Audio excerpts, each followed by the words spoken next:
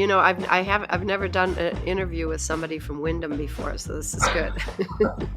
I like it. Well, I've never interviewed anyone sitting in New York in front of Windom and just experiencing a Minnesota snowstorm. Yeah. So you got a little bit of home right there with you in New York. This doesn't qualify as a Minnesota snowstorm. I got news for you. This is like this is mamsy-pamsy stuff compared to what we knew as kids. Isn't that the truth? Although I did look, give yourself a little credit. The weather in New York was a little chilly this morning. It's not that much colder in Windom today. But if you looked at it, I was just talking to my brother and my dad back there. My brother's in Marshall. It was -8, -10, -12 last week. So yeah, they're having a warm spell. It's getting up to the teens and positive. Oh my gosh, yeah, it's tough. I remember periods in Windom where it wouldn't get above 0 for long periods of time. It's pretty brutal. And you'd go ice skating, and the ice was so cold that your blade would just go. It was like it was on metal because it wouldn't make that compression where you need that little bit of water from the friction on the ice, and it would just sound like metal. Oh my goodness. Today we are blessed to learn from and about Maria Schneider. Born, raised, and graduating high school in Windom, Minnesota, Maria has blazed a fascinating, inspirational trail of accomplishments and success. Now living in New York City, and with a resume that includes 7 Grammy Awards and 14 Grammy nominations, Maria is recognized as an NEA Jazz Master, our nation's highest honor in jazz, and was recently elected into the American Academy of Arts and Sciences. A truly amazing talent and international treasure, Maria and her music have connected with millions of people across the globe. With grace and humility, she leads, builds, and teaches. She moves, enthuses, and inspires. And as you will learn during my discussion with Maria, she credits much of her success to the experiences growing up in Cottonwood County.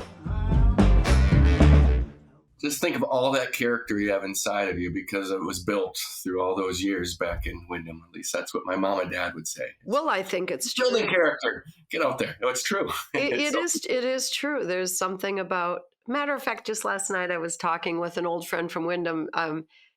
Catherine Nordberg is her name now, but she was Kathy Fuller. She was Ted and Lois Fuller's one of their 3 daughters, and it was just so funny because we were talking, and she was referencing things that we both knew from our childhood, things that happened in our families that we still laugh about. And I just said, there's just, you have friends in life, but there's nothing like going back to those old friends that really understand what formed each other and what we come from. That's where it really is. And I'm so glad I'm still close with a lot of my friends from Windom. Real special friendships when you can go a period of months, in some instances with me anyway, years, and then I pick up and it's like we never left off. Yes. But something unique, I always assumed everybody has that in their towns, and maybe small town people have it, but an interesting thing happened. My band played 2 concerts in Windom. The first one was in 2002. Is that right? Yes, 2002. And it was such an incredibly warm event. First of all, a lot of my music had to do with themes from Windom and people and places. And everybody in the audience was nodding when I talked about things. And it was just so warm, and I was crying uncontrollably. I couldn't even start talking to get the concert going. And my band said to me, to the person afterwards, that this would not exist in my home anymore, that it's just not there. The people aren't there. The community isn't there. And they were just so moved by it. What do you think is the unique aspect of that area that maybe is a bit of a unicorn compared to others? I don't know. I guess probably the fact that it's a small town. It's insulated by miles of farmland, and it's a community unto itself rather than a city with all sorts of what do you call it, suburbs so, and maybe there's something in the Minnesota spirit. I don't know what it is, but it is special, right? Even that time frame, because I've talked to others who have maybe graduated in later decades, and that might not be the exact same thing that we experienced too. So there might also not even be the setting of the location, but the setting of the decade or that time frame that makes something a bit unique. I don't know if that's gospel. It's just some things I've wrestled with and thought about. It's possible. And I think different classes of students were different too. I remember teachers saying that. I know there were classes of students that, um, maybe just didn't have the warmth. My class was just such a good class of students. It was just really beautiful, and people were just really, there were so many really good people. But something else too that maybe happened in time. So I went back for my reunion.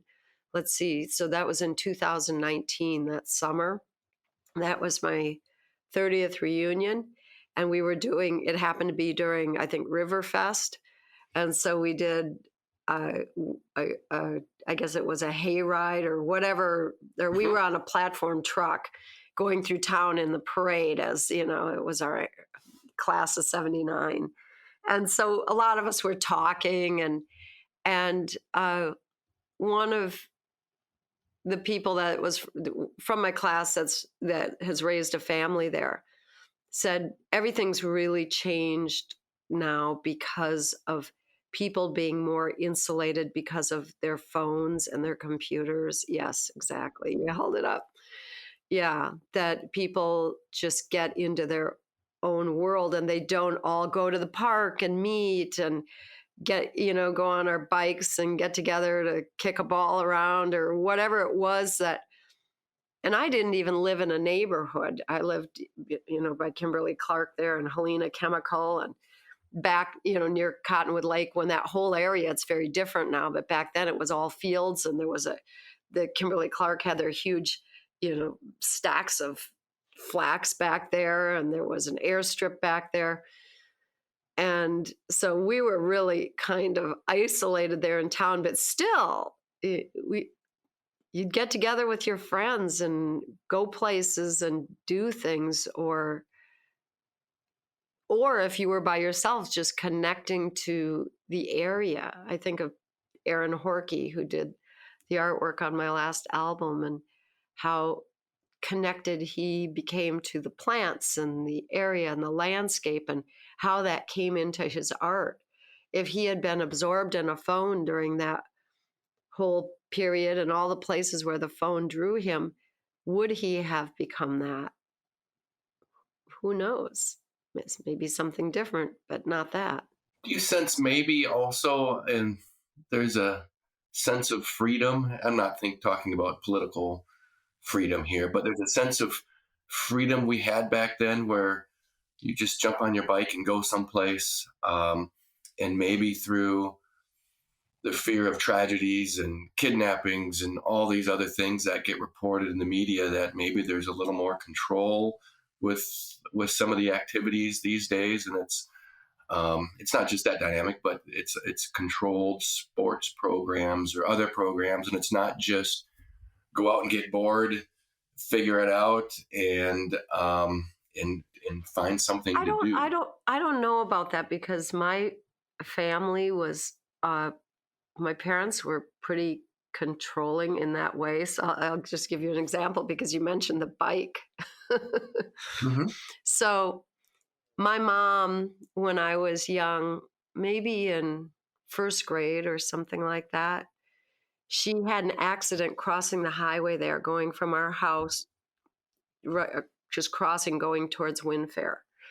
And Heidi, my sister Heidi, had an asthma attack at school, and Mom was completely panicked, and she didn't see a car coming on that highway.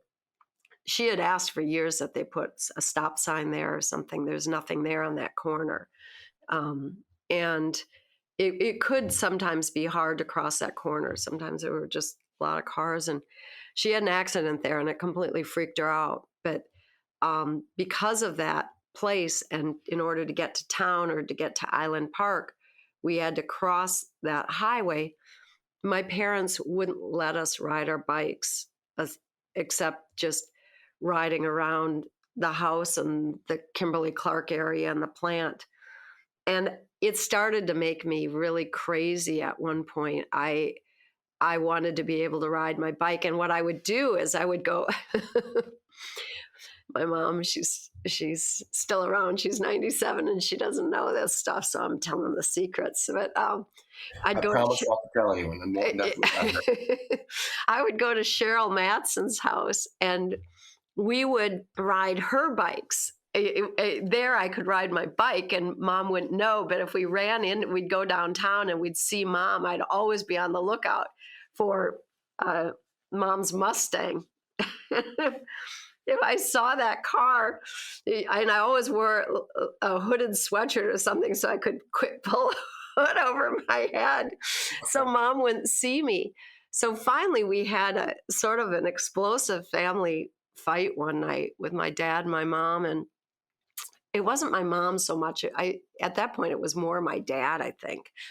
And he got so angry. I wanted to be able to ride my bike. I was in high school maybe or something like that. And dad got really angry, defensive, and did the classic, okay, ride your bike, and if something happens to you, it's whatever. He got really angry and he kind of lost it that way. Well, so that night I went off riding my bike, and I met with my friend Brenda Carter, and we went from the Pine Inn. These are the things I can't normally talk about in an interview. And it's a little in the weeds, to be honest. But anyway, we went from the Pine Inn, and her father, of course, owned was it Texaco there? On the highway across, it would have been on the east side. Yeah, he was Texaco on the what would be the other towards the tracks. Yeah, on the other side. Yeah. East, I guess it is. Towards Highland Elementary School. So I would say that's the Highland side, and we got the Windfair side. Yeah, and so we had to come on an angle from the highway, and we were going to go up into their driveway. I don't know if she was going to get something from her dad or go there for something. And there was a lip, and I hadn't really encountered that on the an edge on their driveway, and I didn't hit it straight on. I hit it at an angle, and there was a semi coming down the highway, and I flipped off my bike over the front of my bike and watched that wheel go right by my head. And with somebody working at Texaco, I don't think they knew it was Brenda, but anyway, they came out and just started yelling at us, and I was completely flipped out. And the bar had hit me in my abdomen, so I had this intense pain, but I was not going to tell my dad what happened, But it was a good lesson in sobriety, about that sometimes your parents know, and the things that they're scared of are for good reason. And it made me now a very cautious biker, and I have biked a fair amount in New York, and I'm very, very careful and very I don't really like to do it because it's dangerous. But if my parents knew someday I'd be riding my bike. One time I rode my bike from the Upper West Side to Brooklyn over the bridge, and I thought, oh my God, if my parents knew that I was going to do this someday, they'd have an absolute coronary. Almost as dangerous as that day as a child back in Windom. Yes. So the idea that it was because our parents now are more controlling because of things. I don't know what's true in that regard. I think it's more just a general societal thing that we were all so much more connected to each other. We depended on each other, because especially if you weren't a sort of a person who liked to be alone, you needed people, and you couldn't. And if you're a person who doesn't like to be alone now, you can delve into your phone and sort of not be alone, but you're still alone. That's the weird thing about it. It sort of gives you that feeling and pacifies you, but it's not sustenance. It's it's kind of empty emotional calories, I would Yeah. say. Hi, Mom. I'm bored. What can I do? Get outside Yeah. and find the cure to boredom. And now with my sons, Dad, I'm bored. What can I do? Can I use your phone? Can I Yeah. can Uh, I can we buy an Xbox? No, no. yes. Well, Yeah. Well, and well, go be bored. It's a good thing, and it's a little harder. I think it made us creative too. We invented our own games. We invented our own stories. We invented our own other realities, our fantasies, our imaginations. I think it was just such And a on your own, kind of learn where the boundaries are, where you can take risks, and then come back. You learned it on your own, even about that bike incident. yeah. You had something happen, and it happened direct to you. It's not someone that doesn't understand a preteen, some 40-year-old telling my son, "Hey, don't do that because I know Right. better." I had a bit of a more formal intro for you here. Okay. But I Sorry. think the conversation's going very well where we want to go. But let me just say at the beginning, I mean, you've been a trailblazer in many different fronts, not just your music, but your life and your story, and celebrate and thank you for all that. Windom, you've traveled across the globe, of course. You've inspired through your music and your persona countless people. We know your Grammy Awards and your other honors, and so well deserved each one of them. With our conversation today, telling the audience, in addition to you, that we're looking forward to learning more about your journey, including and especially your childhood and upbringing in small town Minnesota. Your journey has taken you to the very pinnacle, but at the same time, many would say, even you, in a sense, at some level, that the pinnacle isn't necessarily where what you've done or what you've accomplished. The pinnacle is kind of where you're from and who you are. So I guess I transition in saying, let's just be honest, Maria, your success, it's because you're from Windom, and it's because you are. Well, here's what I would say. That there's a wonderful book that I teach with a lot. It's called The Art Spirit. It's by an artist named Robert Henry, Henri. It's a fantastic book, and it was basically written. It isn't by him. It was written by his students. It was his teachings. But one of the things he says about art is that art isn't a medium of technique, or I'm using my own words here, but art is really the trace of life and what's inside of you. And I think music is too. And he'll say things like, don't make a painting that manifests art, make a painting that manifests life. And Miles Davis said he liked music that didn't sound like music. And I know what he means. He likes music that manifests a feeling of life that other people relate to, even if they didn't experience the same life, or they're interested in, almost like reading somebody writing a biography or an interesting novel that is coming from their own internal experiences and everything. And so Windom and that early experience and my family and the things I was exposed to, and yes, the opportunities I had educationally, but also just the landscape and the whatever this ineffable thing is that we're talking about that we can't really describe. What is it about Windom that's so damn special? Those things somehow make it into my music. It's sort of that enthusiasm for, I don't know what it is, the stuff of life.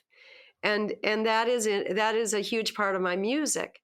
And I don't think I would want to be a musician just to make good sounding music.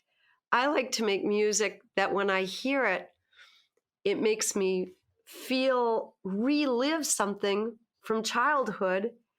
And in the same way that I said it's fun to talk to Kathy Fuller or Catherine Nordberg now about old things, there's a recognition of it. And that is something I can tell somebody about, but I can't truly share. Or you and I talking here about Windom. We know, we've experienced, even though we didn't know each other and hang out, we have a recognition of those things.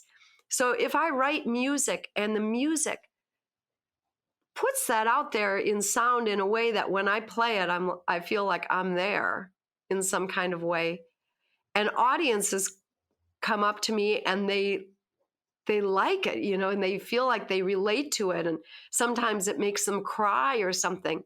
I feel like I found a way to share that experience with them in that deep way, that experiential way, like you and I relate to each other. We don't know each other, but we experience it, and they can experience through the music. And that's, for me, the whole reason. That's the joy in the making music, because I'll tell you, otherwise, for me, it's really hard work. It's kind of miserable. It's lonely. It's long-term gratification. You know, sometimes I'm just dying to do something like vacuum and dust, just so I can have something where I see some kind of results that doesn't take months to see the fruition, or the years of toiling away. So anyway, that's so if you say that, let's face it, it's about Windom, or it really is Windom. It kind of really is.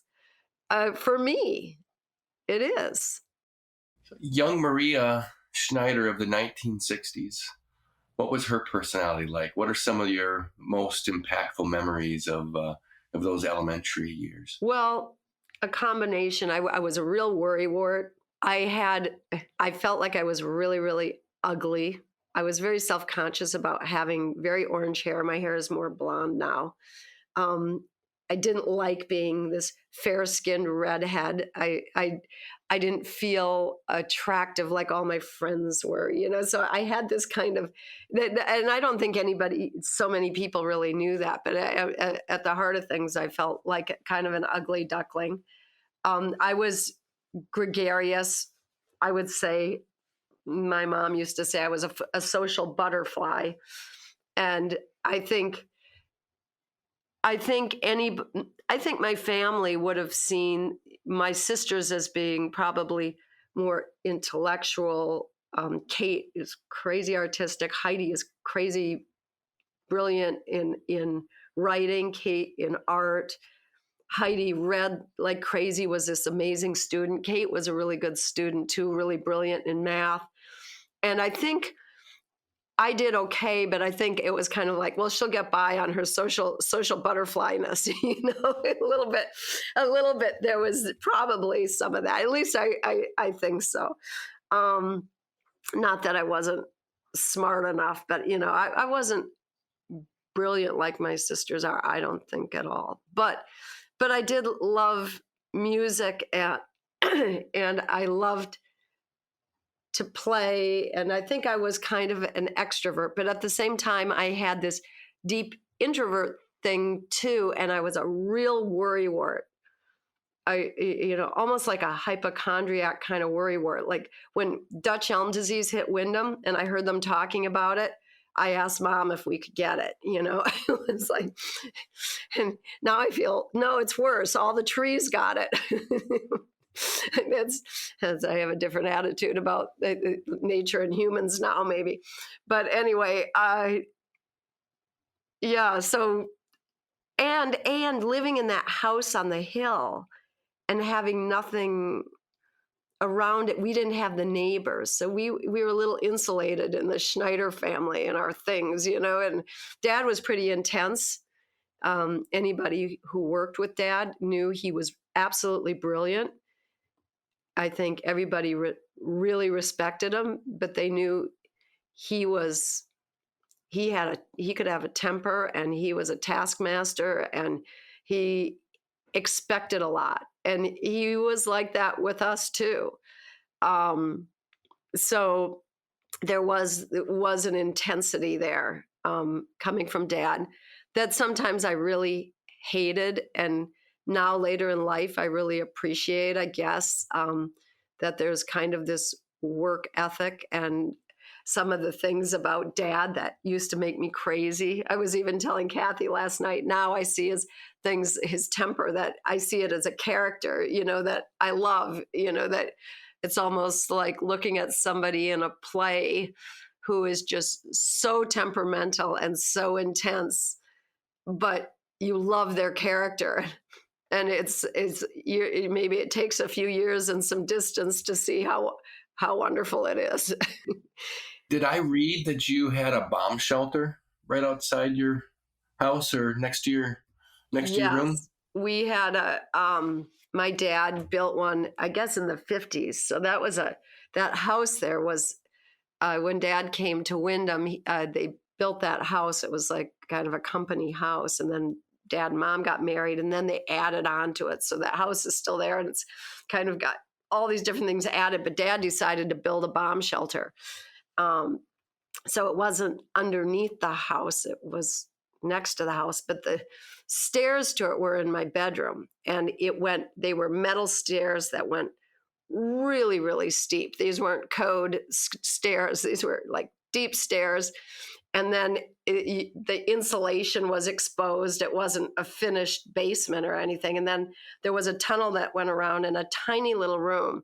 And there was actually an article, I think it might have been in the Minneapolis Tribune. Mom still has it somewhere. Might have been in the Citizen, but it might have been in the Tribune, because my parents made the trip a couple of times with our crows and everything.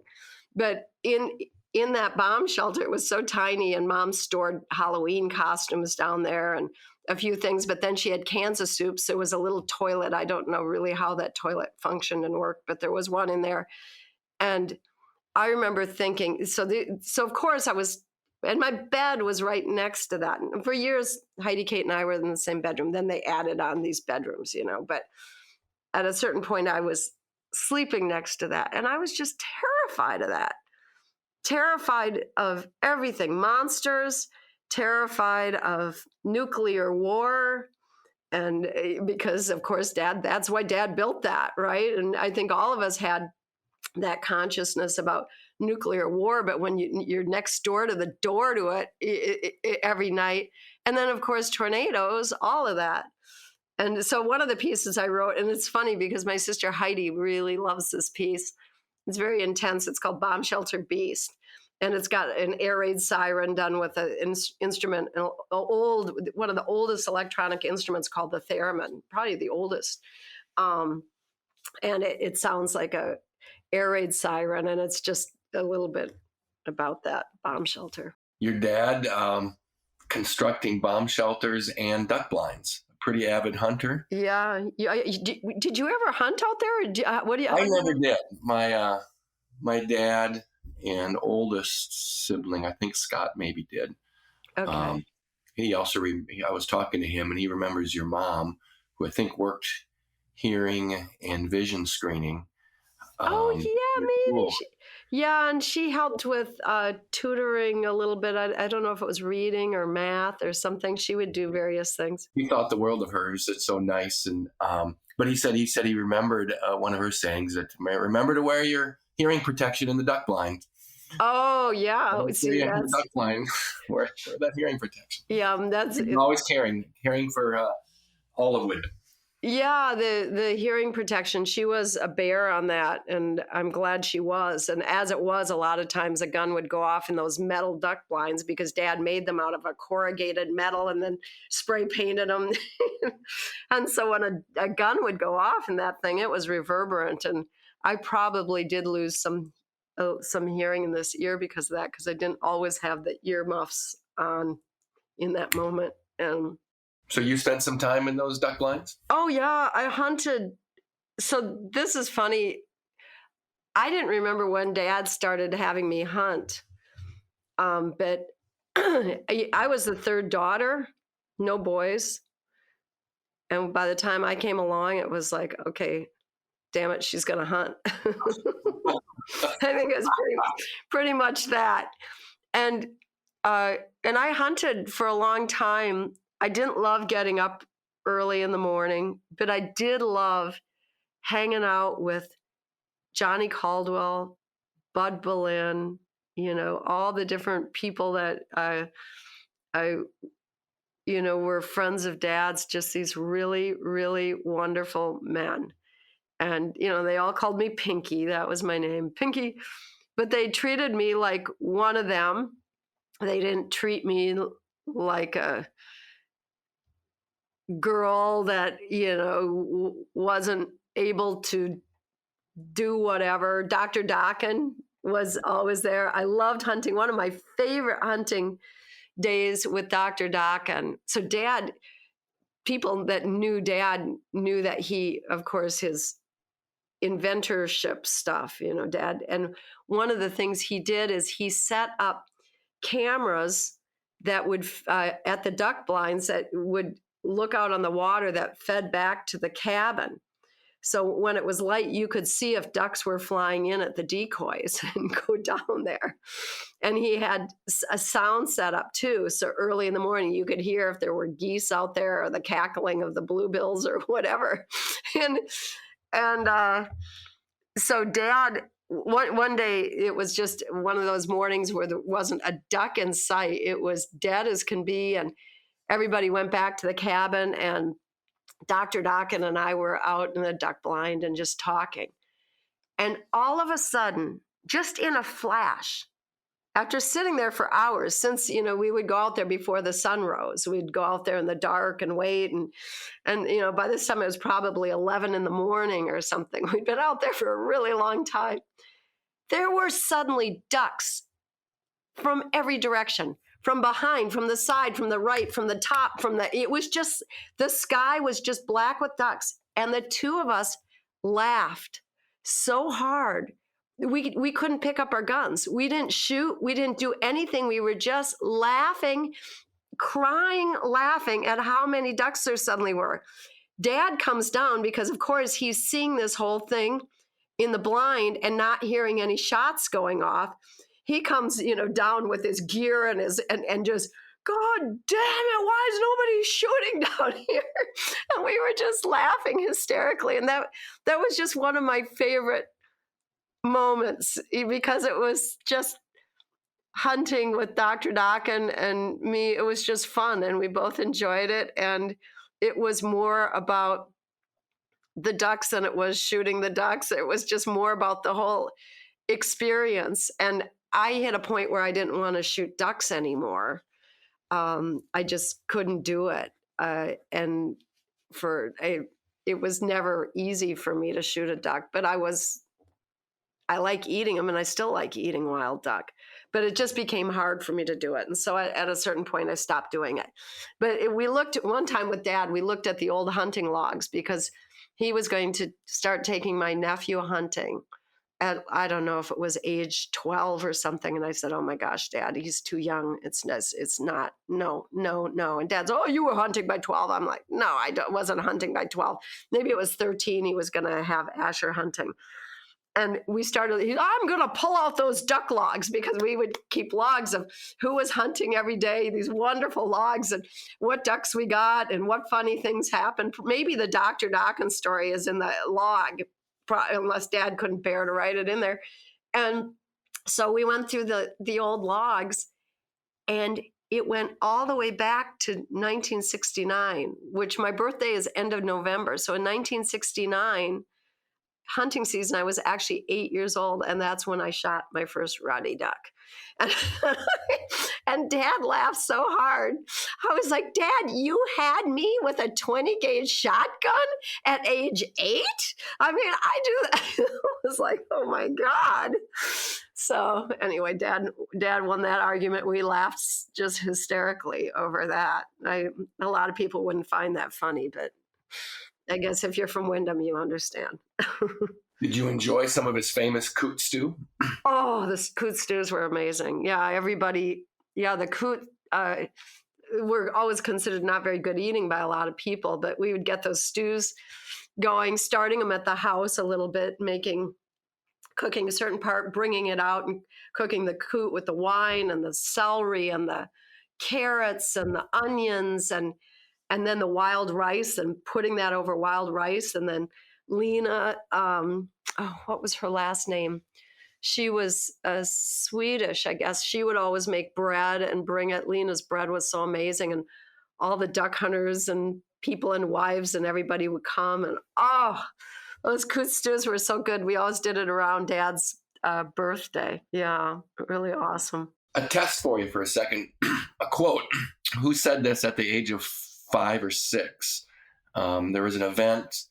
A wonderful pianist came in and was playing, and joyous event. And this little girl said, "I want that. Whatever that music is doing, I want a piece of that." Yeah. I wanted to be her. That was Mrs. Butler, let's see, somewhere I have a picture of this. So it was 1966. So I was 5 years old, I think. They had a party at the house. Mom and Dad would have these parties. It's always too much drinking at those parties, but anyway. And Lois and Ollie Castledine. Lois's mother had just moved to Windom. And so they said, our mother just moved here. And what had happened is that was Evelyn Butler, her Lois's sibling, so Mrs. Butler's other child, son, and her husband, who was her second husband, Ken Butler, who she adored. And he was a musician and a pianist. And I think they had 2 pianos in their house. He had played with Glenn Miller. When he heard her play, she always described her first husband. I still remember her saying he was lazy, or I forget what she said about him. She had no respect for the first husband. The second husband, she loved. And he apparently, the first time he heard her playing kind of stride jazz in a piano bar or something, he said, "She plays like a man. I'm going to marry her." And she was very proud of that. If somebody said that to a woman now, she'd probably slap him and he would never work again or something. But back then, I guess that was really wonderful, and she loved that, and that he wasn't afraid of her talent. I think probably a lot of men would be afraid of her talent, but I think she felt somebody embraced it. And but they both died of cancer, and I think like within a month of each other. It was very tragic. And so she moved to Windom from Chicago, and she must have had a heck of a career in Chicago. And I wish I had known to ask her all the questions. Like, if I could do this interview with Mrs. Butler now, I would ask her about how she was treated as a woman playing. Was that a hindrance? I'm sure it probably was. She never talked about it to me. What musicians she came into contact with in Chicago, because now I know who those musicians are, who were her colleagues, who were her contemporaries. They were extraordinary people, like, for instance, Dorothy Donegan, great musician who was about Mrs. Butler's age, that had the same sort of charisma, laughing, playing things, going off the end of the piano, joking while she was playing. It's just had that same thing. And I wonder if they knew each other. Now, she was Black, Mrs. Butler was redhead, it's so I don't know how much back then the circles connected. I know there were some amazing, like Art Tatum, arguably one of the greatest pianists of all time. She saw him and sat right in the front row and made a comment after he played something, and she said, "He reached a solid 13th. She always told me that. It's just, he must have had huge hands. That's from a C to an A, an octave above. That's a long reach. And he leaned over. He said, "That's right." So it's just amazing to me. But anyways, yeah, I heard Mrs. Butler play. She came to the house. We had this little kind of crappy piano. We never did have a good piano, and I heard her play, and it just lit the world up. It was the Living Color moment, the Wizard of Oz moment, where everything goes from black and white to living color. And that was it. I wanted to take lessons with her. There was a bit of foreshadowing for you in your future. She talked about the sharp 11. Oh, yes. Yeah. Because so the thing that was amazing about Mrs. Butler, I think she took pedagogy in school. So but the way she taught piano is a way that nobody teaches, and that is that she taught theory early on.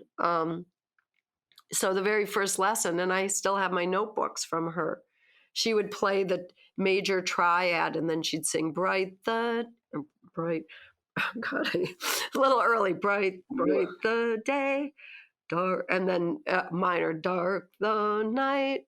And she would say, this is major, this is minor, and showing the difference in the brightness of major, the darkness of minor, or the feeling of, in music, there's music generally, it starts somewhere, it goes somewhere, it feels like it has to come back, and it arrives.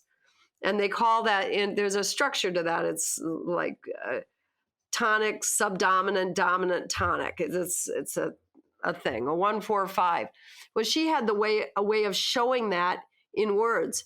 Here we go up the hill, back again, home, to show the arrival is home. Here we go, back again, home. So she had this way with teaching children these sophisticated concepts that even yesterday I taught a clinic to very sophisticated graduate students at arguably the best conservatory in the country. And one of the kids was asking me, how do you put that stuff, the things we're talking about here, into the music? And it was so funny. I didn't want to go explain it.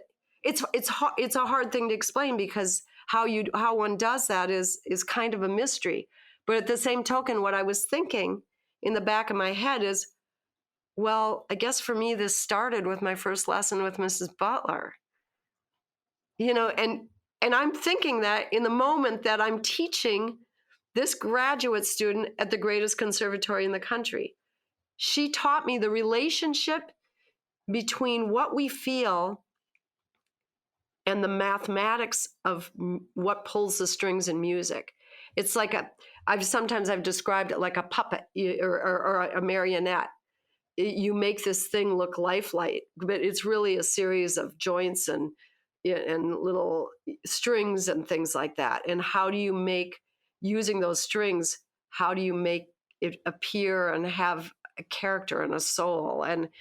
And so she taught me that. And so then, as that went further and further, we would play standard tunes, and she would teach me how to dress them up, basically improvising and creating my own chord structures for music and my own sound. And so I understood a certain amount about theory. And so when she gave me this one piece to play, and it was just a written piece of music, and it had this very sort of jazzy note on the end that I hadn't encountered before, and I was like, ew. And it is the consummate note in jazz. It's called the sharp 11. It's in bebop and in jazz, that's the golden note that really gives it that sound. Like if I played it for you, you would say, oh yeah, that's the jazz sound. Matter of fact, I can do it. Just a minute. I have to take the cover off my piano here, but that's the sharp 11. So makes you shake. Yeah, it's got that jazzy thing, And so I was like, ew. And she said, oh, Maria, someday that's going to be your favorite note. And so it is like she knew, oh, this girl's going to fall in love with this stuff, which is pretty crazy. And the fact that I remember that moment, because we all have, I had thousands of lessons with her. I guess, well, hundreds, I don't know, starting in first grade, I guess, and going all the way until I went to college. So that's 12 times 52, whatever that equals. We're close to 1,000. Yeah. We're definitely rounding up to 1,000. Yeah, and I remember that as being a pivotal moment. It's funny that I remember that moment. Maria in the 70s, your preteen and teenage years. What stands out in your development there? I don't even know where to begin with all the teachers. I mean, first of all, band and orchestra, Mr. Vogel, Mr. Perrier, Mr. Foley. I loved my science teachers, Mr. Nobles. He was a brand new teacher, I think, when I was in 6th grade. But then Mr. Tees was amazing. High school, we had Mr. Erickson. The Campbells. Mr. Campbell was terrifying, but he was such an amazing teacher. It's great in high school when you have teachers like that hold you to this highest standard, and you feel it's scary, and maybe sometimes you don't like it, but you encounter that having to go out on that limb that you do in life in order to learn and get somewhere. He demanded a lot of us. I think I started becoming kind of a leader in school, starting to really like to, for instance, being on the committee and I think my teachers recognized, oh, this is a kid who will take this on and get it done, like the yearbook or student council or things like that.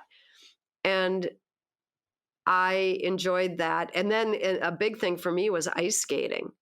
When I remember the night when Jimmy Thompson came over to our house, I loved watching ice skating, and I loved skating on a lake and skating across from what is Bark now.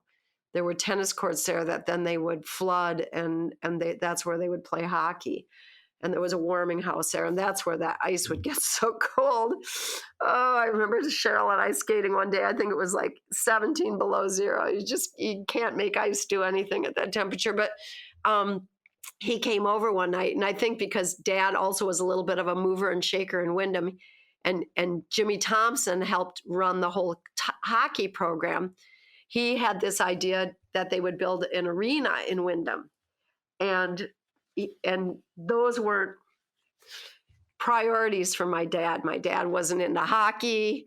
He wasn't into that stuff. But I remember Jimmy, I still remember this night, Jimmy coming into our house, talking up the arena, and I was in the kitchen, and Pinky, he started saying, Pinky, wouldn't you like to take ice skating lessons and figure skate? I was like, oh yeah, Dad, you have to help make this happen, you know. And it's like Jimmy, he had, and I remember thinking, oh my gosh, I can tell I'm a little bit of a pawn in this thing, you know. But I really, really wanted it to happen, and I don't know how Windom managed to build that arena, but they did. It was a great thing. And so Roxy Grandpré. Yeah, so Roxy took on teaching ice skating, and I don't know how much experience in her life she had ice skating or not, but she was great. And I also took books out of the library, and I was sort of one of the first skaters there to do it, along with Susie, who was young, and there were just a few of us. And I learned how to do a flip jump by just trying again and again and trying to figure it out with my body. I was fearless about falling back then, thank God, because I sure am not now. But it was so much fun. And the man who, and I forget his name, but he would kind of be the watchman and the mechanic or whatever at night. And he would Zamboni it. And a couple of times he called me and said, hey, if you want to come skate, I just Zambonied the ice. I'll put on music for you.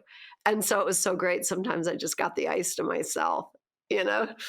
It was really, really nice. I mean, that doesn't happen in any other place.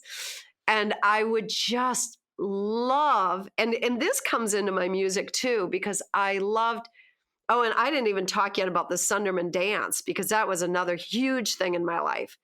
Tap dancing, ballet, the dance recitals, that for me was as big a love as music was. I loved it. And skating too.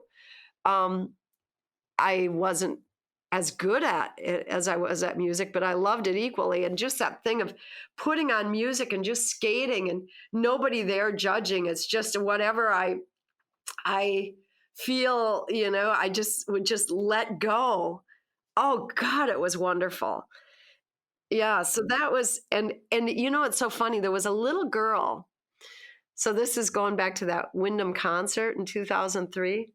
This might be one of my proudest things in life. So I remember there was a little girl, and she was a lot younger than I was, and she just kind of seemed to really look up to me. And I used to think, oh man, and I am such a hack, skating wise, I'm really a hack. Okay.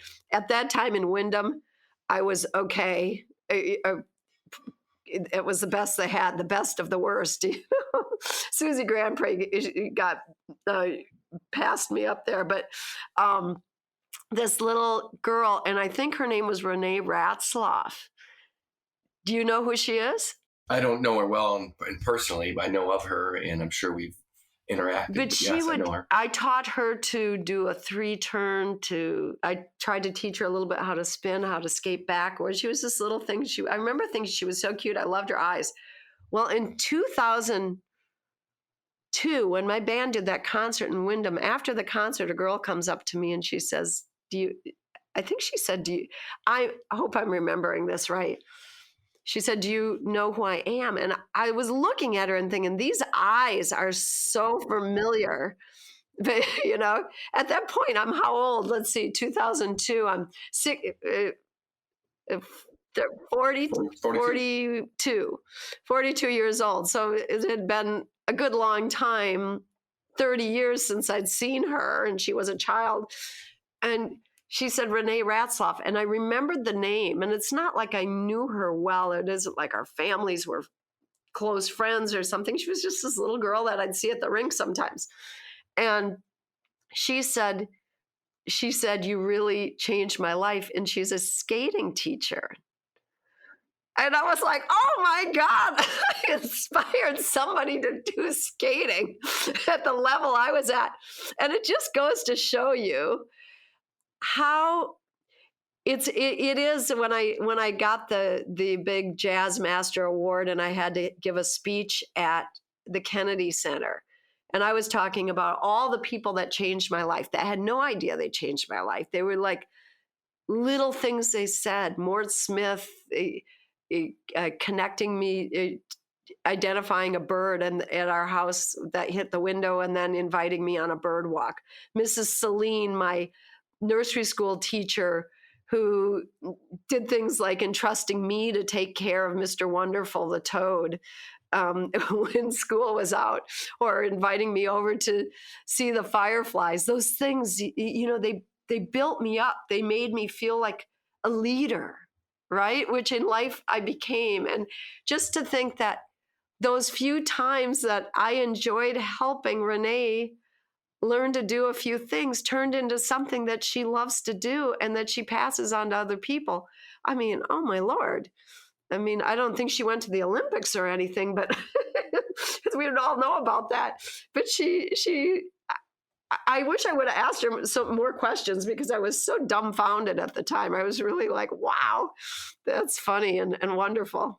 We all continue to pass it forward, and she takes that, and she is mentoring and molding others as she's teaching. I hope I have her name right. I have her name right? I hope so. Anyway, so it would make sense. But yeah, skating was a big part of my high school. I was a super late bloomer in terms of everybody looked so like they were becoming young women, and I looked like I was about 11 when I was 17. So I didn't have boyfriends and things like that. And I remember one of my counselors saying, Maria, someday boys will go crazy for you. I was thinking, I don't think that's ever going to happen. And actually it didn't ever happen, but it was nice to hear that. Now, probably if a counselor said that, they'd probably lose their job. But for me, it was a very nice thing to hear, because like I said to you, I always felt like such an ugly duckling. And I was such a late bloomer. You know who else was very supportive to me? It was Howard Johnson, and then Mr. Lindemann. Mr. Lindemann was just a huge, and he was the one who ended up saving Bark and bringing my band back to Windom. Oh yeah, he was wonderful, and yeah, and so let's see, I'm trying to think. The Tatler, I was editor of the Tatler, so I started to learn to be a leader, which I never really thought about. Now all those things were very formative in me now, because I would say I definitely am a leader. Sometimes I get tired of it, but it was all kind of there, and those opportunities happened in Windom. When did you start thinking, dreaming about being a composer? Well, that's something I've often wondered, because I did start writing little songs already back in 3rd grade. I know that. Little stupid stuff, but little snippets of things, and trying to write a little bit. And I remember loving to play through a lot of music, because Mrs. Butler and I would analyze it. I had to analyze every single chord and kind of learn how it was constructed, and that made me think. And then I dreamed of being a composer sometimes, and I wanted to try to write something for the wind ensemble, because we would play stuff in band, and I would think, oh man, I'd love to write that. I could write that. So my mom and I, we were in Minneapolis. We got this big score paper at Schmidt Music to write a big orchestra thing. And I had no idea how to start. And I started with the timpani roll. And then there's nothing, because I didn't know how to do it. And I remember going to Mr. Perrier, and I can't remember what he said. I think he wanted to be able to help me to do it. I think he didn't know exactly how to help me to do it. And so it was there. The way we had the house set up on the hill there, there were these picture windows, and we had the piano, the little Baldwin Acrosonic Spinet. It wasn't even barely a Spinet. It was right by the window. So I'd look out the window and I could see down towards the highway. And then there was the street. It used to be called was it Prospect? Was it Prospect that came? No, what went from Windfair up by our house? Or was that 16th or? I think Prospect. Is that okay? So anyway, that's so that road that came by our house, the cars would come by there. And so when I would play piano, I used to fantasize. If people weren't home, this is if I was home by myself, I would play and fantasize that those were scouts, talent scouts, listening with radios.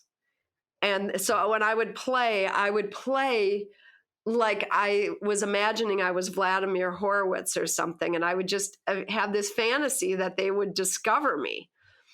And and it isn't that I believed that could be true, but it was the thing that made me play for somebody. I think it took me out of isolation, but I think on the other hand, it was my projecting a future of performing and a future of imagining. And I do believe that that kind of thing is creating almost an energy line, casting it out, hooking it onto a place. I really believe that it's like there's an energy in that, and that sets your trajectory for something, even if somewhere inside you don't really believe it can happen.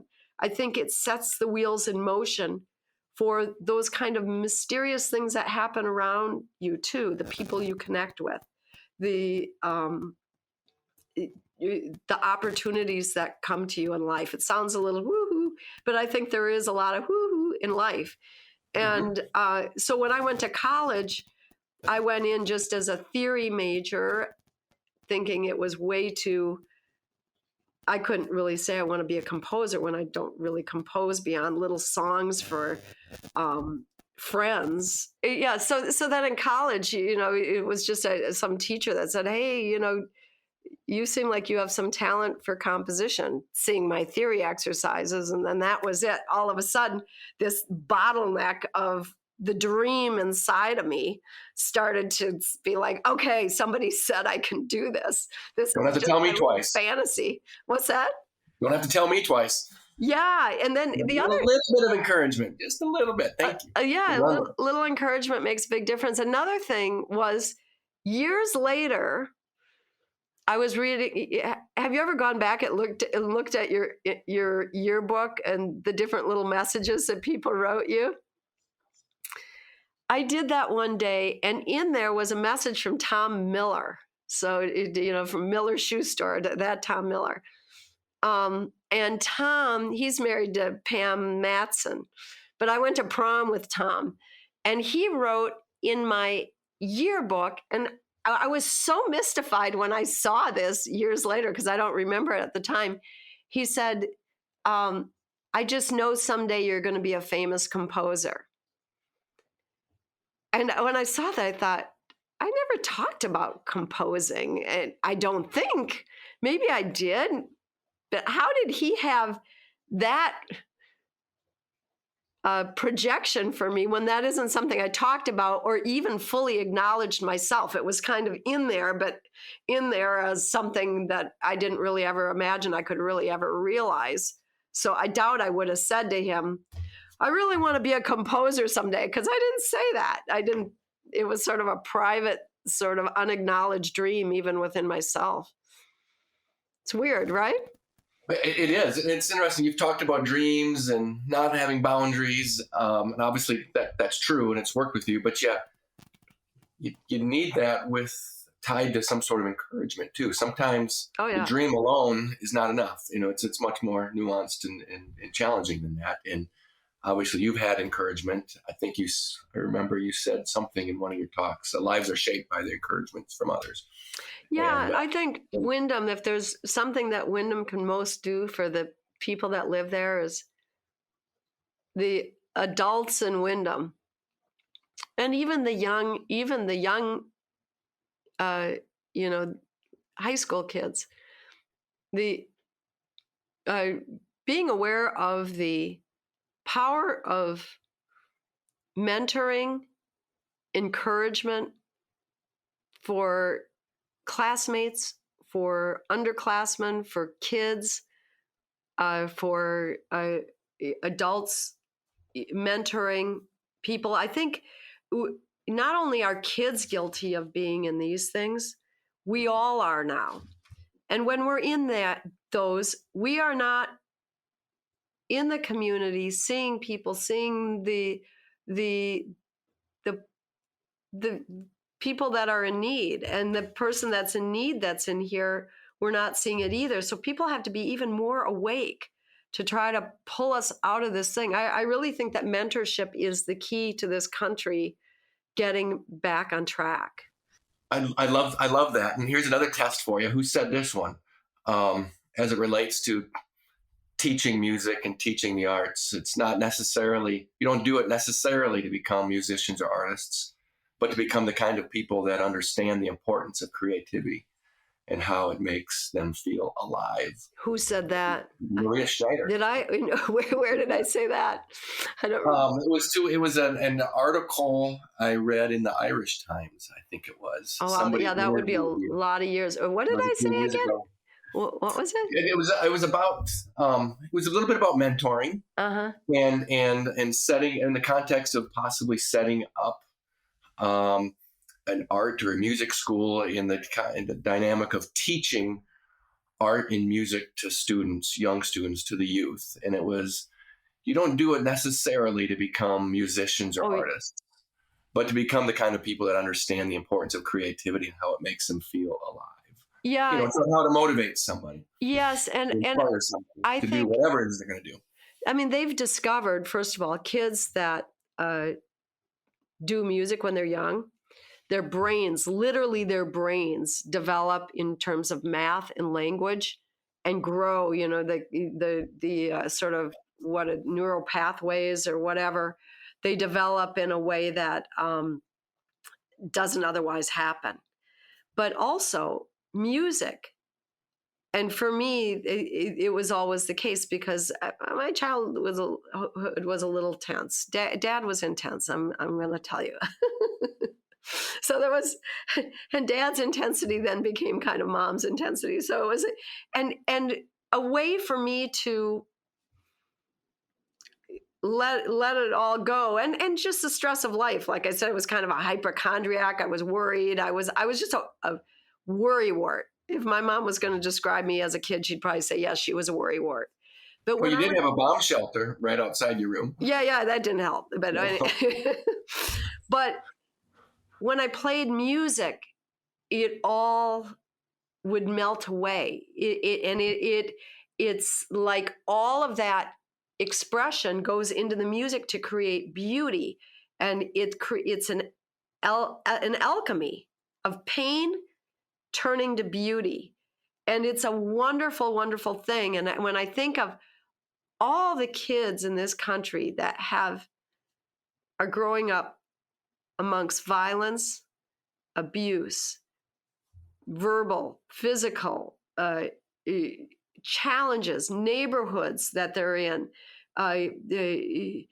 just the difficulty, the stress, the misery, the lack of opportunity. These kids, if every school had music and art as an outlet for these kids, and that's probably what I was saying, not to make them necessarily be artists, although a lot probably would become artists, but to know, to release themselves from that trap, because you're like in a cage, and then all of a sudden that feeling of self-expression and making something beautiful, and then the pride of creativity, that's such a human thing that is missing in our world. And I think it would be the missing piece.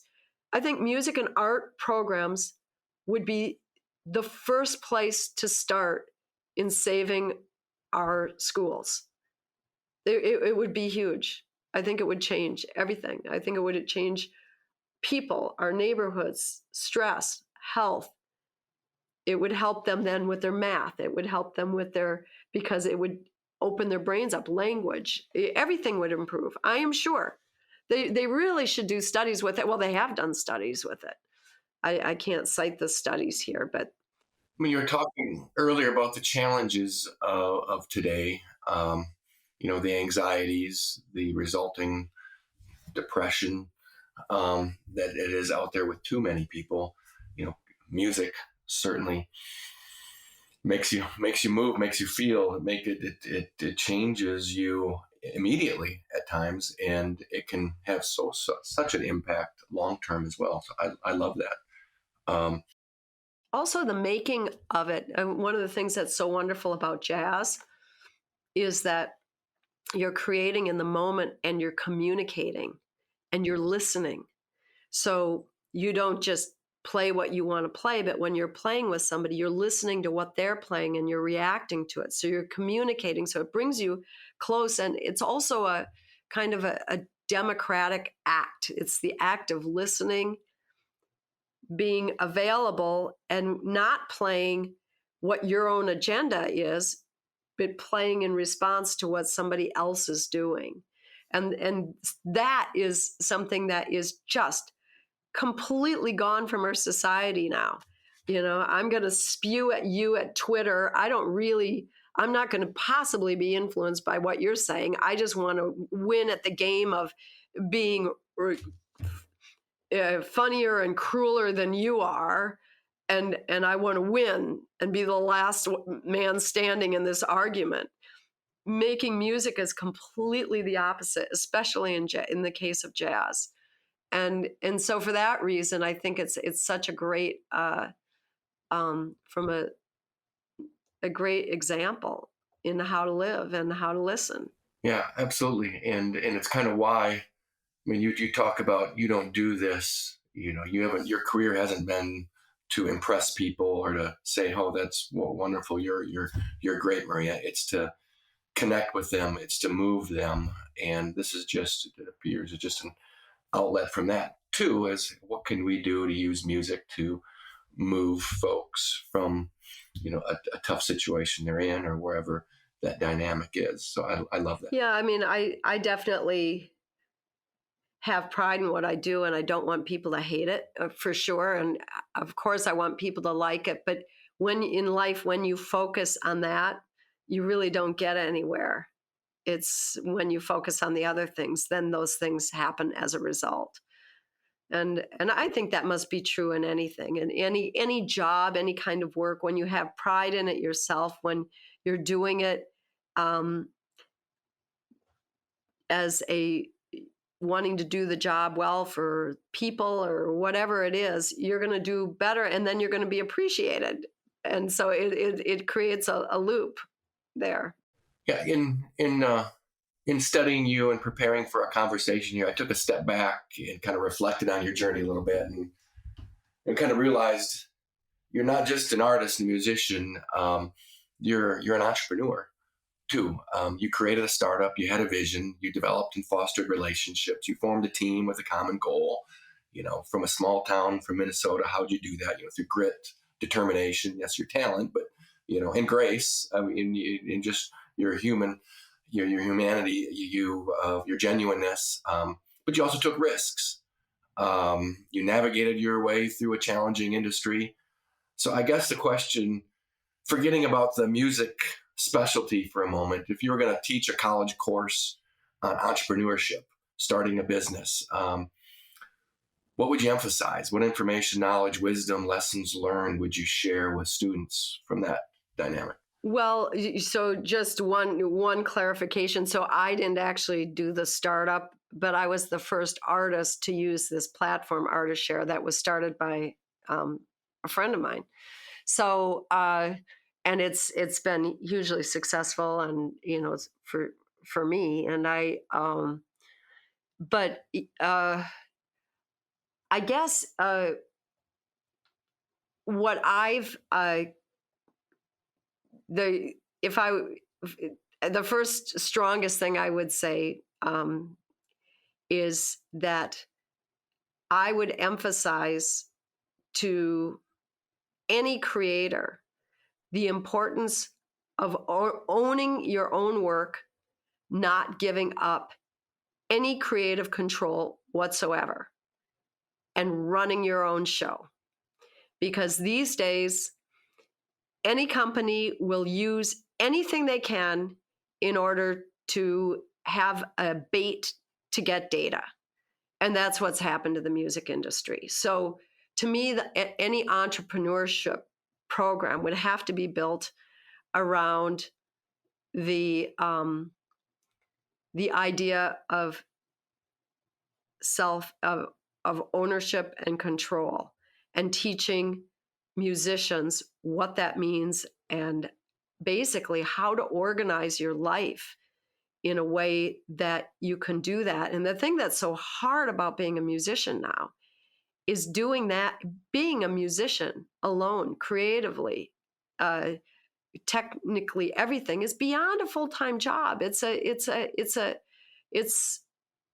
obsessive quest, you have to, it's just beyond. So now that you add on to it, that you have to become an entrepreneur in a way, you have to be running your own show, you have to be your own CEO, and doing everything, it's humanly becoming impossible. But the alternative is, you can't do your music unless you do it. So one thing I'm still trying to develop are ways to organize, and I'm working with somebody, ways to organize my life and my things so that it becomes more streamlined, it becomes easier, it doesn't become so complex. And when I did that clinic, when I was talking to that kid, I was showing them that just organizational tools. So, but yeah, the problem is, in the music world now, is we everybody talks about how much money the record companies are making and everything, but the record companies are no longer taking the financial risk on making the records. The artists are paying for it. And then the record companies are saying, oh, you need us to market and get you out there and everything. But, if it doesn't sell, there's no skin off their nose because they didn't take the financial risk in the first place. So what I say to musicians is, hey, guys, if you're going to have to pay for your own music, you better take financial control and know where your music is so that you can preserve your own marketplace where you set your own price. See, we live in a free market economy in this country, right? It's a free market. You set your price, you start a business, you make fancy sweaters, and some are polyester and cheaply made, and some are hand knit and everything, and they cost different prices depending on who you're paying, the materials, everything. Well, the music world, big data companies have taken that away from musicians. We're all paid according to, we're put out there on hooks like pieces of chum. Our music is out there, and then then the people listening and feeding off of it, watching it, the big data companies are getting all these eyeballs, and then they gather all their data, and then according to how many plays you have on an ad or plays on a video or on a piece of music, a Spotify, they say, well, we have this much of a pie to give you, and now you had this many plays, so you get your 36 cents, or you have 1 billion plays and you get thousands of dollars or $1 million or whatever it is, but the vast majority are getting pennies or single digit dollars or less than $100. I mean, this is like, we're getting like nothing. And so what's ridiculous about that is music's not all the same. My music, when I made my last record, the budget was $250,000. That's putting everything on the line, saying, I believe in my music. But it's scary to do that when out in the world, everybody can grab it and use it and thinks, you should just have it on Spotify or that it's okay to put it up on YouTube, where you get paid according to this little sliver, where never in 1,000 years could you possibly recover $250,000 because I have a tiny market. I may be successful, but it's a very niche market. Some other kid might make a record on his computer laptop. It costs him nothing. And he might have a few people, but he doesn't need to make any money. So he's happy giving it away from free. Or he or she might have millions of fans and be making a lot of money, even though they're getting small increments because they don't have to pay the people I do. And that's why I say they've destroyed the free market. We should be able to set our own price. But in these systems, we can't. And the systems have become so all-pervasive that it's incredibly hard to hang on to your own marketplace like I have, unless you succumb to some degree to those systems. And that's really coercive and sick.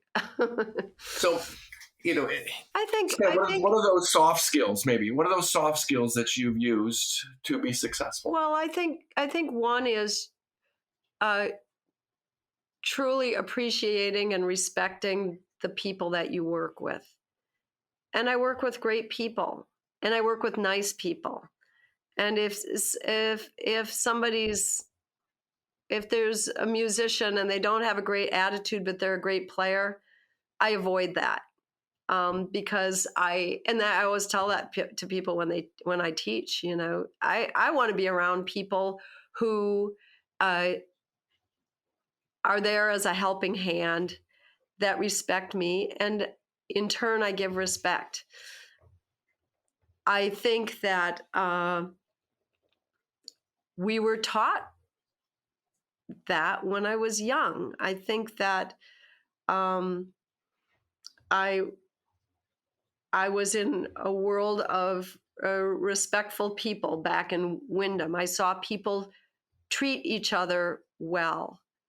I had friends that treated each other well. A lot of my friends in Windom were really quite religious. And they had a sort of a moral ethic that still impresses me to this day. That they were good people. I had a lot of good kids around me.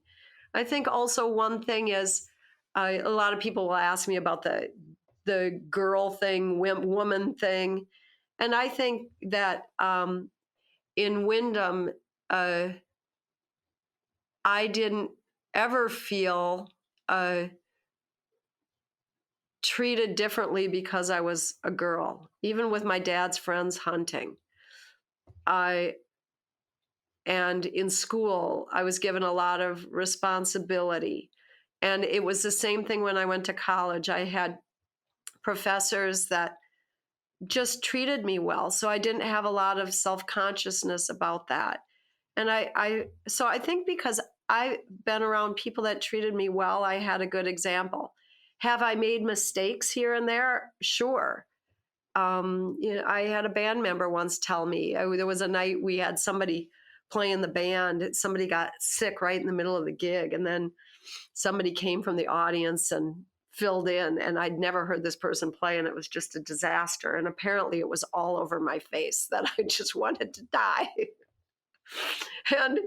And a guy from my band called me and said, every musician is doing their best. He basically called me out and said, that wasn't cool. You didn't look happy. You should have faked it, basically.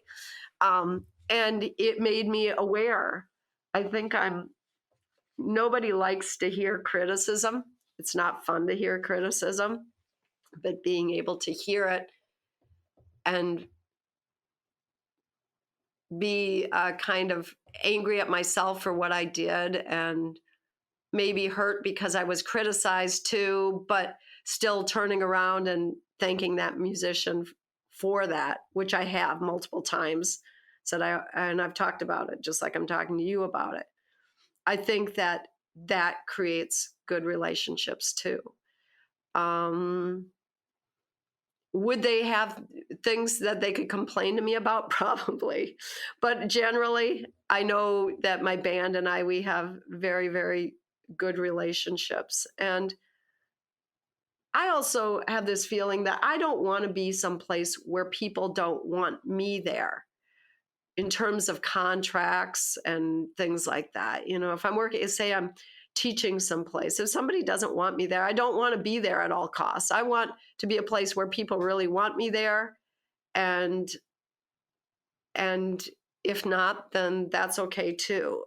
It's I don't know. I think it is a Minnesota thing. I like what's real.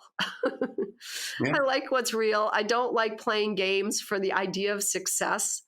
Success for me is not, like you said, why I do what I do. I'm pretty lucky. I never imagined myself being successful. Did I ever dream of winning a Grammy? Yes, I actually did. But was it like, I got to win a Grammy come hell or high water? No, it was how much fun it would be to give a Grammy speech. Something kind of tacky like that. Anyway, and to be just appreciated for your music and things like that. So, yeah, I don't know. Maybe I'm lucky because I'm a people person. I like people. There are some people that just are very skeptical about people. I tend not to be skeptical about people. I like most people. It's very rare when I get a bad vibe from somebody and I'm like, oh God, I just don't have a good feeling about this person. It's not often I feel that. So I'm pretty open. So maybe that helps too.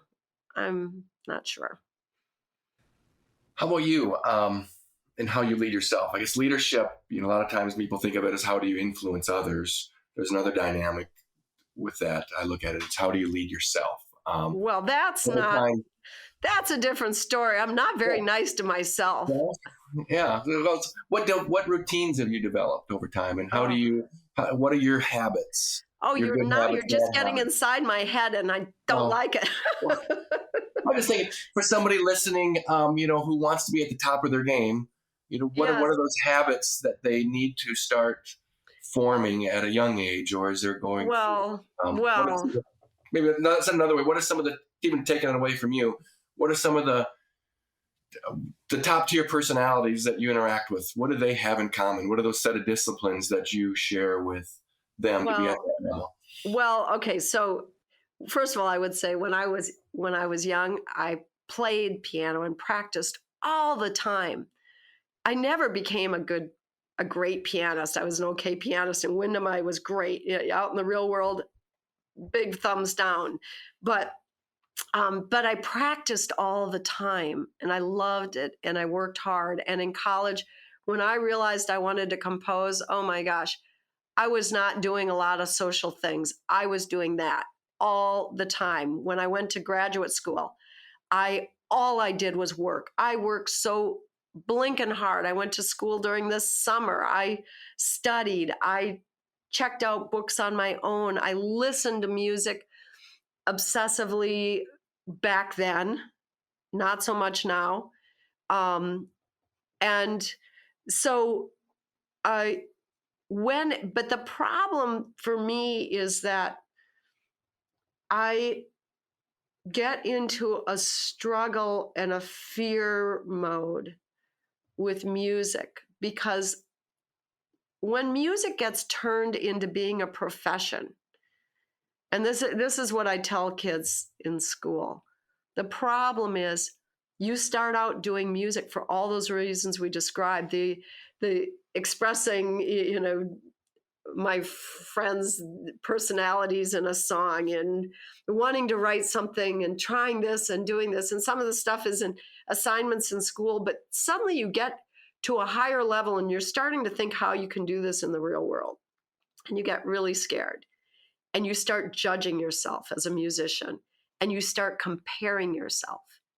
And you're never in a good position for doing something creative when you're comparing yourself to somebody else or you're feeling like I have to produce this piece of music. Oh my God, I hope they like it. Because music has to come from this other place. But it's very hard to put away those voices of, I need to do this well. Um, they're paying me this money. God, I hope they like it. What if they don't like it? I don't want to disappoint them. All those voices, or when you're younger, am I going to make a living at this? What's going to happen? And you can get so scared and give yourself so much negative talk that it takes the joy out of it and it becomes very difficult to work. And I have gone through this starting in graduate school. Before I went to Eastman in Windom, I was sitting at the table. I remember this. I was so scared. I wasn't accepted there the first time. I tried again. That's the perseverance in me. I wanted to get in, and I went out for a summer session and studied with this teacher, and he was really impressed with my progress. And then he decided to let me in at a later date. So, but I remember sitting at the table. Mom made mushroom soup. I remember it, and I was sitting there and thinking. I was so scared. And I just been sitting at the piano trying to come up with a few sounds, thinking I'm going to start school there. I better have something started, just some ideas of pieces. And because it's hard to come up with an idea. And I was sitting there and thinking, do I want my livelihood and my whole life to depend on coming up with the next idea? And I was like, no, I don't. But the wheels were in motion. It was too late. 4 years of college. I'm going to start, went to Miami. Now I'm going to Eastman. And then I got to Eastman. I called home crying, probably for 2 weeks, almost every night, just saying, I can't do this. Everybody's so good. Oh my God, I don't belong here. I did the wrong thing. I was just beside myself. Really, I thought I was just going to die. And then somehow I dog paddled to the surface and I just kept doing it. Had moments where something really good would happen, where I would feel like it was strong. I remember there was a student there. This guy is an amazing composer now. He does a lot of Disney movies. His name's Joel McNeely. He's out in LA. And he said to me, because I was always, after I would write something, say, oh, that sucked. That wasn't good. And he would say, Maria, you tell everybody so much about how you're not good. He said, soon people are going to start to believe it. That was a really, really powerful piece of advice, a hard piece of advice to accept. And so I did stop saying it to others, which maybe helped a little bit me not say it so much to myself. But then I still went through periods of just feeling like I can't do this. And I know I'm not alone. It's really hard to come up with new ideas all the time. And some people seem pretty happy just writing music all the time, and they're all full of ideas. And some people really struggle with it. A lot of people really struggle with it. And I'm a struggler. So the habits, the best habit for me is getting up first thing in the morning and starting before the self-talk starts. The problem is now with email and everybody having contact, those things are always grabbing you, and the text messaging. And it's so hard, as we all know, it's so hard to turn this stuff off and say, screw it. I'm going to have this day for myself. But in the old days, when I was most productive, this stuff didn't exist, the phone. And so I would get up first thing in the morning, and I had my routine of a coffee and breakfast. And sometimes I'd read a little bit of the paper and then sit and just start working. Or sometimes I'd just get up and work and get something started and then take a break and come back. And that was just completely awesome. Now my life is so quagmired with the running things, like we're going out to California, all the contracts. I've spent days working on these stupid contracts with liability clauses and just endless minutia stuff that I've never run into a problem of somebody in my band shoving a piano off a stage and giving somebody a concussion or some insane possibility of something that can happen.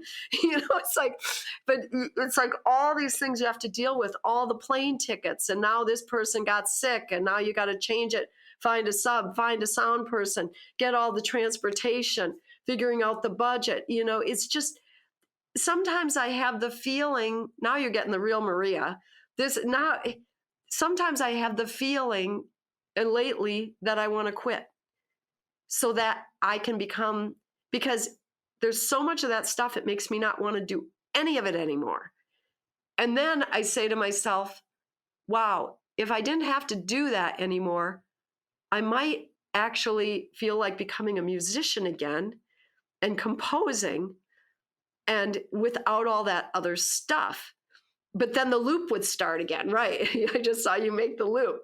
And then it starts again. Because the problem is with music, when the success happens, then you have to be the entrepreneur controller. And now you've got to, you're supposed to watch all this stuff that's going on, the infringement, the keeping control of the royalties, now paying people royalties you need to pay. I mean, it's insane. I could keep 2 people employed full-time easily, more, because I have an agent. Definitely. Too many lawyers, too many MBAs, I think you're telling me. Oh, it's just, it's so insane. So well, you've persevered through all these other times. I'm sure you'll. I have, but it's very hard when you're teaching students. This is why it's sometimes when I look at students and I look at what life has become, and I wonder, how are they going to manage? How do people manage a creative world in this, to be consistently creative in this new world that we live in, that you now have to run your own business too, because there's so many snakes out there that'll take advantage of you, and you'll never make any, you have to pay for your own music, but you'll never make any. Not only will you not make money, you won't make back your debt. That's the problem.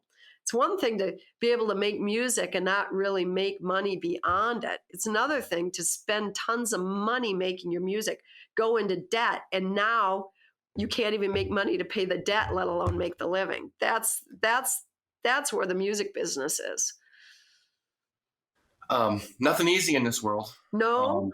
Nothing, even when you've had the great successes, it still isn't easy. I mean, you even communicated, what just happened. It's not just all the minutiae we talked about. It's COVID. Put COVID on top of it too. And Oh yeah. Well, you weren't supposed to be talking to me yesterday and today.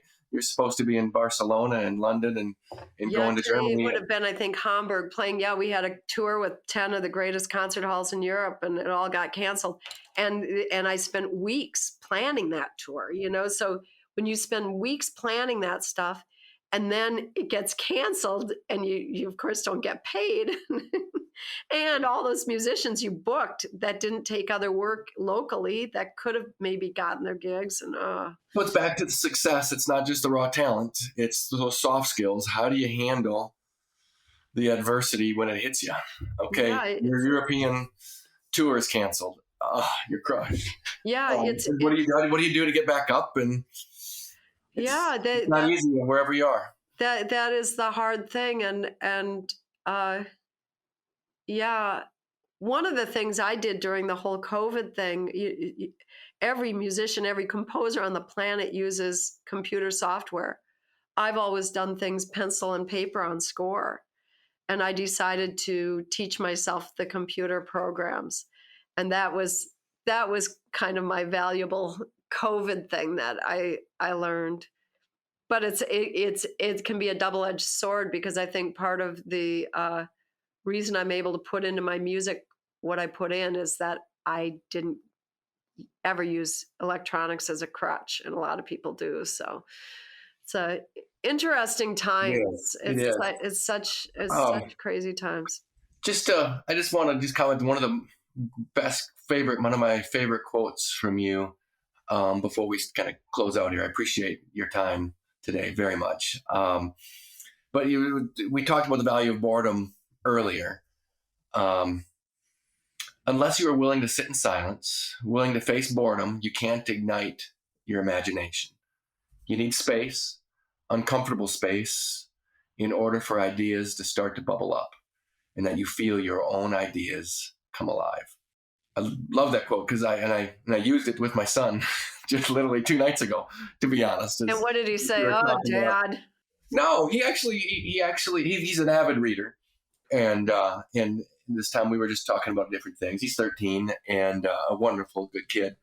But we all struggle with that, and we're all inundated, and all his friends have a phone and he doesn't, and all of the technology that we have is, some of it's a good thing, a lot of it is needs to have a governor on it and try to control, regulate it.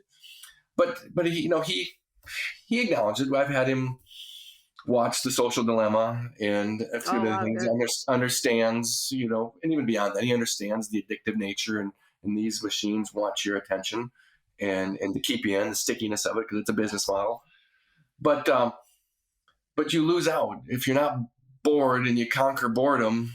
The awkward silence that's there, that's when certain ideas permeate, and you explore, and you think, and success can happen. So I just love that. That's the thing that's the thing I had in my life, and that has really been sucked out of it. I would say really when email started, I'd say the last 20 years. It's just, and I have created a lot of music these last years, but it's hard. It's hard, and I miss that encounter with space and imagination. It's more like, okay, I got to find some time, and then I get there. But it's a different thing. I know you know what I mean. Absolutely. That was the foundation of our lives at one time. That's what being human was. Well, I go back to your speech at the Kennedy Center. I like what you're thinking about as it relates to mentorship. People who have the awakening, who understand it, the nuance of it, but aren't going to be preachy with it, who can relate to whoever the audience is, whether it's teenagers, preteens, whether it's at college age, or whether it's somebody in 40s, 50s, or 60s who's wrestling with it. Mhm. We all need that encouragement. We all need somebody to help us. Even Michael Jordan had when he was at the top of his craft, he had a personal trainer, he had a coach, he had people help him continue to improve and deal with things. Right. We So, all do at different levels. so do you feel that retiring or stopping? Because I would say it's not even retiring. Retiring is such a final word, but it's I called it a commencement when I retired from the Army. It was my new yes, my new beginning. I like that. I like that. That's a good description. So do you feel that there is a new growth somewhere underneath, that the little roots and things are forming, that, or do you feel like, wow, what am I doing?